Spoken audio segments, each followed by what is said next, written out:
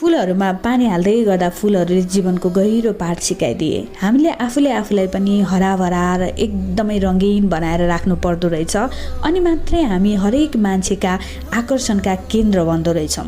त्यो महत्त्व, त्यो समय र त्यो माया पाउँदो रहेछौँ। जब हामीले आफूले आफूलाई ओइलाएर सुकाएर राख्छौँ नि, कसैले हाम्रो महत्त्व गर्दैन। जसरी यो फुल बोटबाट कति पहिला चुडिसके पनि यो अझै रङ्गीन छ र मैले सजाएर राखेँ, फाल्न सकिनँ। हामी मान्छेको जिन्दगी पनि त्यस्तै हो। त्यसैले जसरी हुन्छ आफूलाई रङ्गीन बनाउन कोसिस गरौँ, आफूलाई माया गरौँ।